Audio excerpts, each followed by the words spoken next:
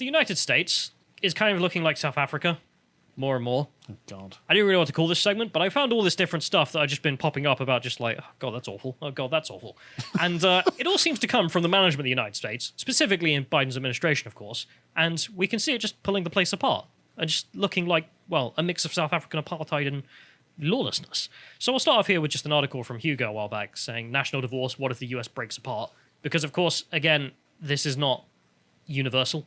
And this has been on the cards for a while. Yeah. The bifurcation of American politics into two distinct, incompatible camps has made this something necessarily that is necessary to think about. This definitely comes from, well, the blue areas of the country only, or at least the kind of stuff that would break a country apart. Yeah. If we go to the next link, we can see some of this. I remember a while back, we reported this. White farmers sue Biden administration alleging racial discrimination in stimulus package. Oh, yeah, I remember that. Yeah, so Biden issued a stimulus package, spending billions and billions of dollars for farmers because of, well, the lockdowns that he instituted. And he made it so that if you were an ethnic minority, you would be at the front of the queue because, I don't know, black people most affected by the lockdown. It didn't seem to give a reasoning. How many black farmers are there? It's apparently 5%. Well, there we go. So, but the funny thing was there wasn't actually enough funding to eventually get to any white farmers. So we're getting 5% of the required funding. Well, it was also Hispanic and whatnot as well, right, of course. yeah. But it meant that by the time it got to any white farmers, all of the money would be gone on purpose. Right. So that none of the money would go to the whites. So he could use it as essentially a way to issue reparations. That does strike me as the sort of thing Joe Biden would do. Yeah, and try to ruin white farmers because we don't need white farmers anymore. Yeah. If we go to the next one, we can see that this got worse, and he was surprised that this was illegal. Federal court being like, listen, racist. That's a crime. You can't do that, Joe. Also, stop sniffing kids whilst you're at it. Yet another federal court tells Biden that he can't exclude white people from his relief programs. What the hell is wrong with this man? It's the second time. I think this got all the way to the Supreme Court, and even they were like, what the why did you try to do this? You were never going to win. I love that he still thinks, I mean, he's probably old enough to remember slavery, so he probably still hasn't updated his moral compass. Yeah, also just imagine doing this in reverse as well. Just, here's a relief programs only for white farmers because they've struggled the most through COVID, we swear. Just wouldn't happen, of course. If we go to the next one, we can see the left wing. It'd be insane. I love the left wing view of that, though, because that's the mainstream like view of just, well, clearly it's illegal. What did The Guardian go with? Black US farmers dismayed as white farmers' lawsuit halts relief payments. How could you do this to black farmers? How could you, white farmers? Should you not blame Joe Biden? Why don't you just accept that you are inferior and don't deserve the money for the lockdowns? Because, well, you are white. You deserve this. I mean, I just can't get over how The Guardian runs with headlines like this sometimes. Yeah, it's awful. How could they do this to us? But I love the way that the framing is the white farmers are the ones who've done this to the black farmers. Yeah, it wasn't even them. It was the court. Yeah, but it's not even that. It's Joe Biden being like, well, look, we're not trying not to give money to white people. So if you're going to give money away to farmers, you've got to do it without racial favoritism. And it's a lot to ask. I know you're a Democrat, and that's an alien concept to you. Yeah. But yeah. There's this quote from this guy here who says, promises to black farmers are always put on hold. What promise? What? Of racial discrimination in your favor? I mean, I assume that's been a promise made to you. I was promised racial privilege and have not been given this racial privilege. Around the country, there are other lawsuits against debt relief to black and minority farmers with claims of discrimination against white farmers. So it's not just this. There's more, of course. Farming while black, according to Rodney Bradshaw. Farming while black, yeah, okay, yeah. Farming while black never gets easier, he says. I'm sorry. You were given racial privilege in the system of relief, and you were like, and we deserve that. And then when it was like, no, this has got to be equal. That's illegal. Damn, never gets easier. I have been hard done by, says Rodney. The worst day of his life. I'm sorry this happened to you, Rodney. He can no longer be a racial aristocrat. He is descendant of black settlers with more than a 100-year legacy in farming in Kansas, but that legacy is as threatened as ever today, he says, because of racism that has been allowed to run rampant. Yeah, Joe Biden's racism against white people. Yeah, he argues that this is because that the United States was found to have been handing out loans in the past in a racist manner against black people, as in, like, we weren't giving loans to black people because of racist reasons, right? So now... What, 100 years ago? Well, 1965, he says. Oh, right. Okay. But the solution to that, in his view, is to do exact same to white people in this round, and that would make black farming perfect. That's reparations for you. That's what we need to do. It's ridiculous. If we go to the next one, we can also see other places in the United States is beginning to look more and more like South Africa. This one being in San Francisco, as you can see here. San Francisco Walgreens is under lock and key. There's practically nothing you can buy without having to call an associate to unlock something. I've never seen a country that lives this way. Now, I happen to notice that I can see something that's not behind lock and key in the bottom right-hand corner. Yeah, I didn't notice that until now. Do you know what that is, Callum? It's a sunscreen. That is sunscreen. Yeah. Moving on. You can see everything else in the store is under lock and key. The sunscreen, not so much. We'll move to the next link because you can see this just spates of just open theft. I mean, this is in the same Walgreens here. As you can see in the New York Post saying thieves now mock the rule of law in progressive cities like San Francisco. Amazing. They just come in, steal. And this is because California decided not to make it a crime if you stole something like $970. In I've got the direct quote. Right, okay. In 2014, a statewide law reclassified non-violent thefts as misdemeanors for stolen goods worth less than $950. There we go. So you can just let go. So yeah, $950, well, it's not a crime really. That's how much you can steal. That's amazing. Per trip as well. This is reparations to the black community in California's mind. Presumably. Incentivizing to steal. This is awful. The videos are mad. I mean, like the video given in here is the one that went particularly viral, in which a guy just walks in broad daylight, just stacks it up, gets on his bike, just drives away. Presumably came back the next day to stack it up again. Yeah, why not? Until everything was under lock and clear except the sunscreen.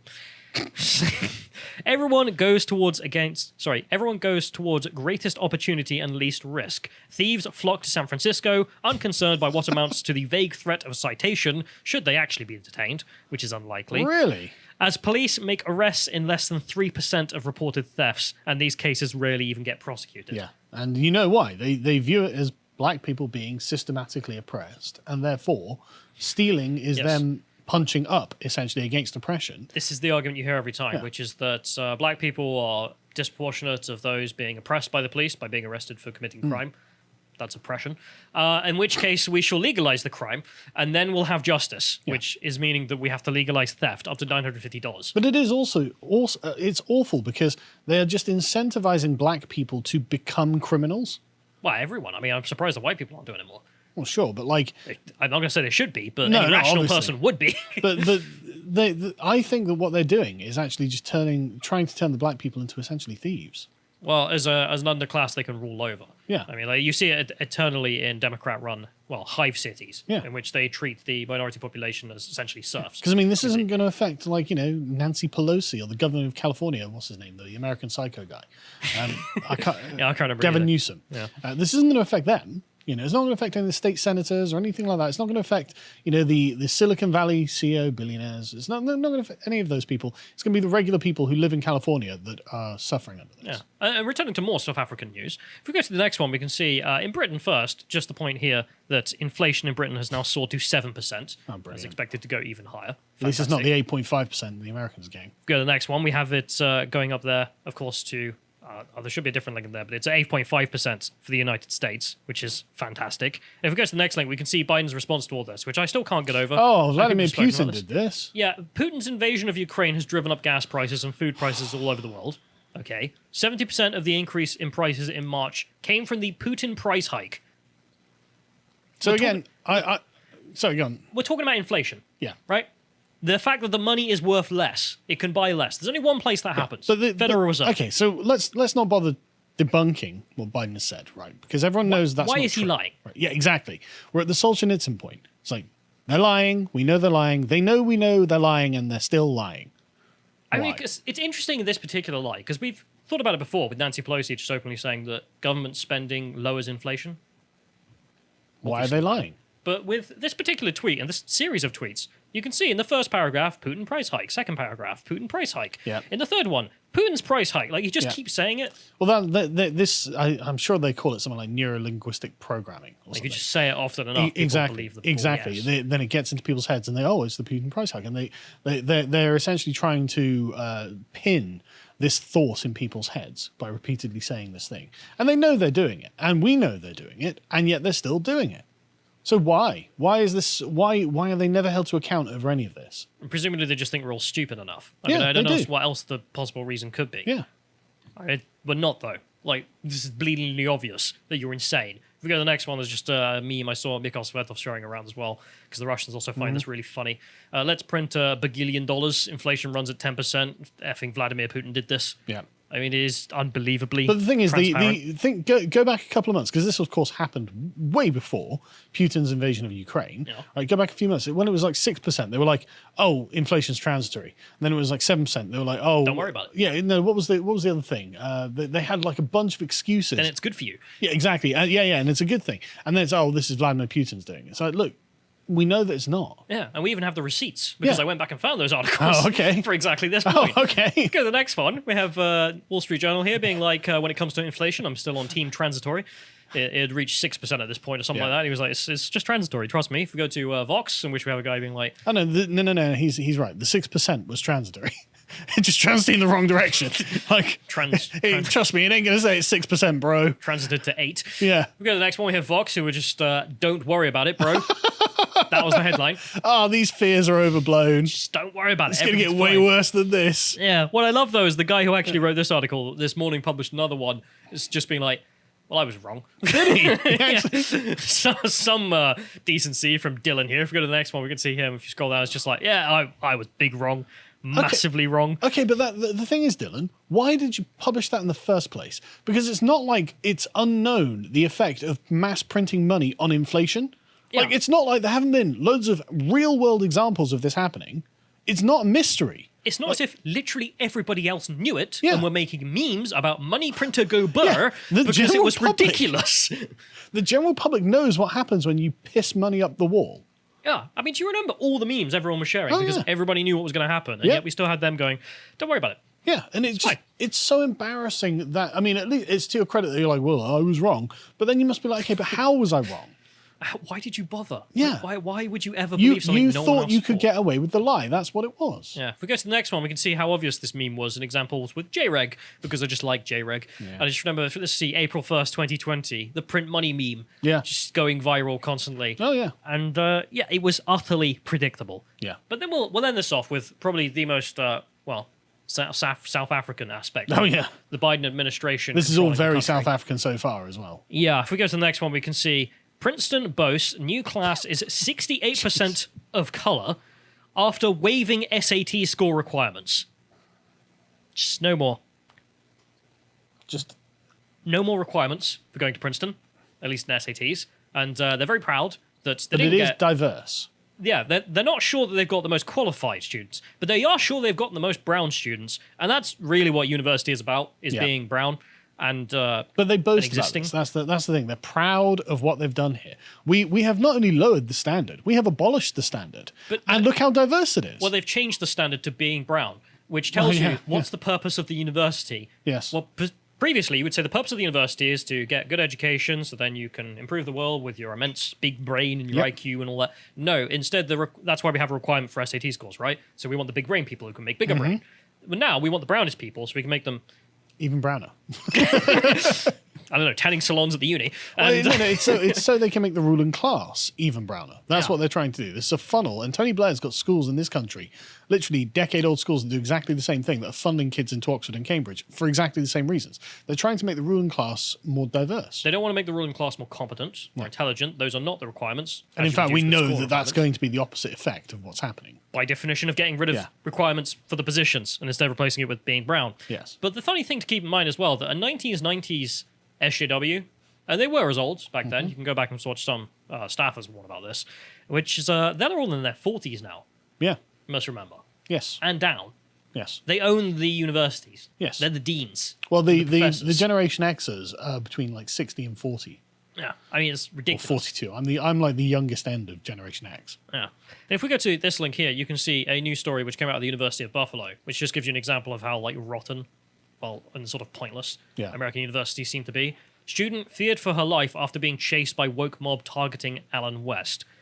So Oh, that's sane. she put on an event where she invited a black man, to come and give a speech. What a racist. And the man had to say, what did he have to say? America isn't racist. And I'm going to tell you Oh, why. and Uncle Tom. So all the black students, or at least the BLM students, I should call them, were like, well, we're not having this. Get him, he's a race traitor. We're not having a black man on campus saying things. They Not put on their watch. hoods, got their burning torches. She was chased by an angry mob last week after inviting a black former Texas GOP chair, Lieutenant Colonel Alan West, to speak on campus about overcoming racism. Purcell said protesters derailed the Thursday night event titled America is Not Racist, Why American Values Are Exceptional during the Q&A segment with West. She said the protesters, made up of black and white students, started screaming no peace and banging on the walls. Oh, I believe there is going to be no peace with Marcuse's radical students here. No, but just like a black man's on campus. No peace! We must end this. Okay? He's saying this country isn't awful. Let's make it awful so we can't deny it. Yeah, exactly. Yeah, we'll prove it in. Boo, boo, boo, boo.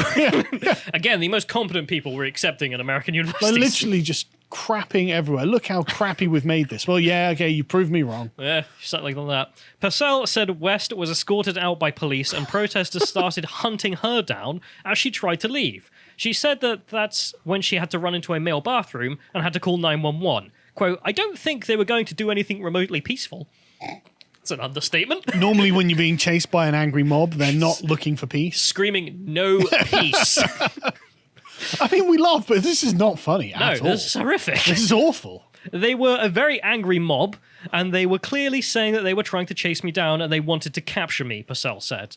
I don't think they liked Colonel West's message, that he did experience racism, but he overcame that, and he decided not to become a victim, and that America gave him the opportunity and many other countries don't, she said. The racism was on an individual basis, not a systemic basis, is what he's saying. Yeah, and if we go to the next one, we can see some of these, I don't know, terrorists?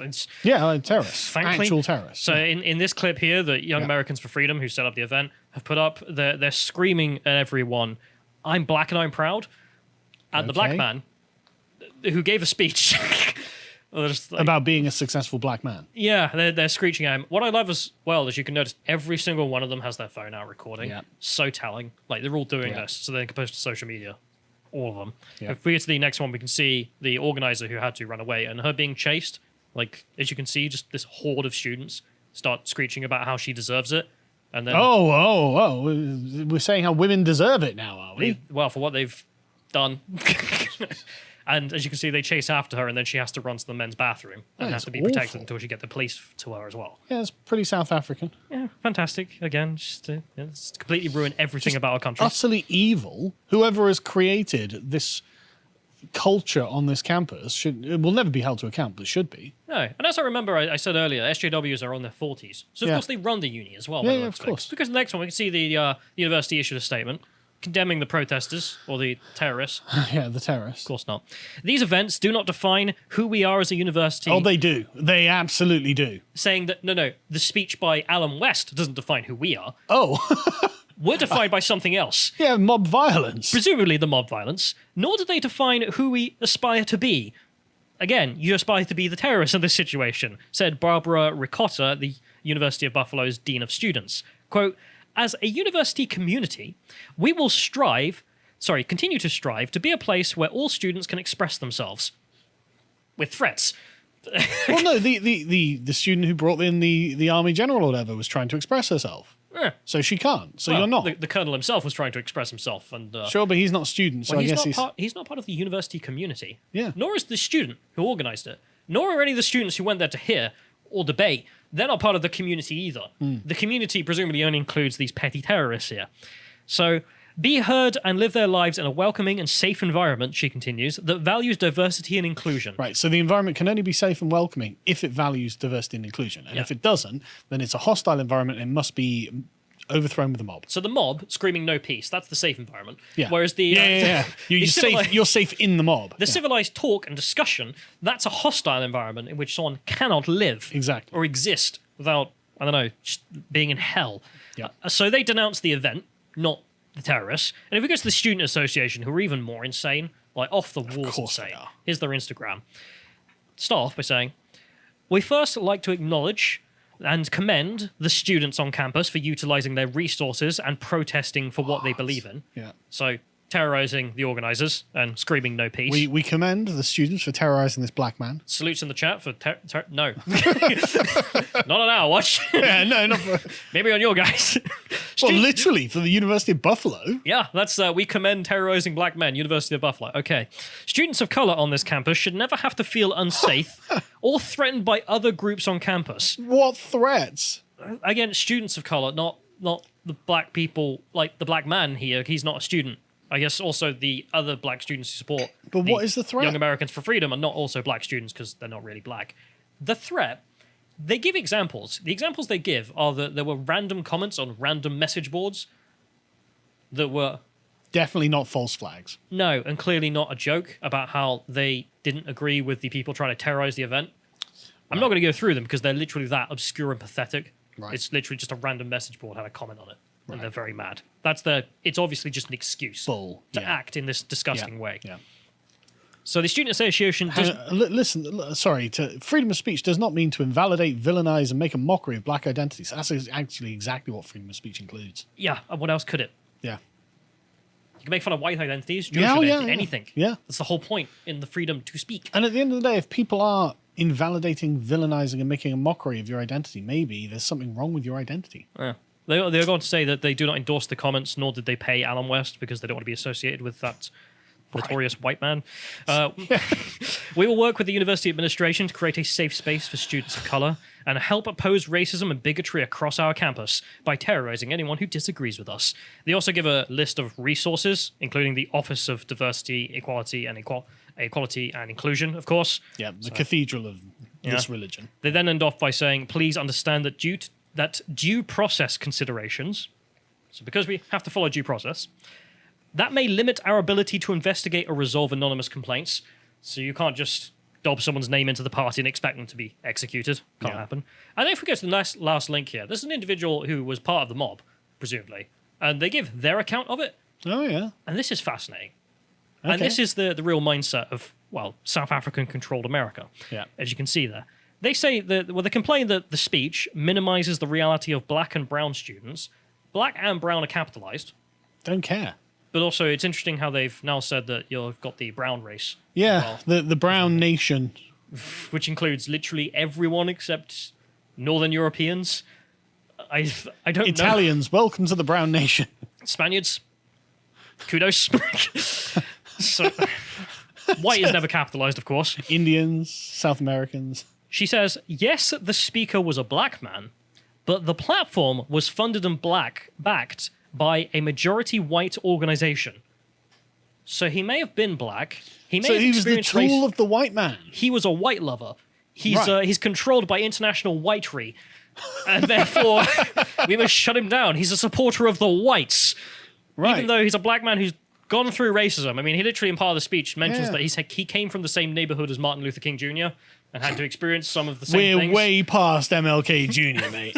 Like this is full on racial concept. This is pure critical race theory, Yeah. by the way. Yeah, Like of course. it literally is. If something is a majority white organization, even if it were to be an organization that's founded by a black person, constructed by a black person, and then operates as a pro-black organization, which I'm not saying it is, but if it was, that would still be a white organization because everything they do is it's circumscribed by their own white racial consciousness. They are That's part how of they do it. international whitery, Yeah. the international white conspiracy to... Yeah, well, no, it's not even a conspiracy. What they'll say is, well, you can't help it because you're white, and I can't help it because I'm black, and that's why they want segregation. Well, you get the same argument from the anti-Semites. You Well, say yeah, that, of course. international Jewry, you can't help it because you're Jewish. You're Yeah, blah, blah, blah, blah, yeah. blah. It's Characteristics. exactly the same rationale. Exactly the same rationale. She ends it off with here. There were only about several black students in the room. When those aforementioned black students, who were black women, may I add, of course. Prove it. Define woman. Yes. Asked Mr. West questions and made valid counter-arguments. Oh, I'm sure they did. Oh, yeah. Lieutenant Colonel West spoke over them constantly. I'm sure they weren't interrupting him. No, of course. As they were disrespected, we watched uncomfortably as our white peers laughed. And I think So you said something really stupid. He replied, the audience laughed, and then you were like, right, that's it. We need a mob. But I think that's the most revealing part of this block of text that this leftist has written, and with the previous examples, which is they see themselves as some kind of like priest class Yeah. because they are black and brown. Aristocrats. because they're part of the brown race. You have disrespected the aristocratic class of the blacks and the browns. Yeah, I attended this meeting and they laughed at me. How could they do this?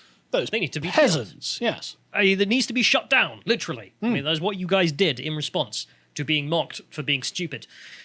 Yes. But anyway, that is the state of the United States, which is increasingly looking like, well, a tin pot South African country. I mean, racial discrimination directly from the central government in the grounds of just giving away money to black people and refusing it to white people. Your universities, again, being infested with just racial ideological debates endlessly and continued segregation. Black supremacist ideology is the economy issue. going down the pan. Yeah. I mean, it is, Oh yeah, mega inflation. Yeah. I mean, it is mad, but it is the reality of what it looks like.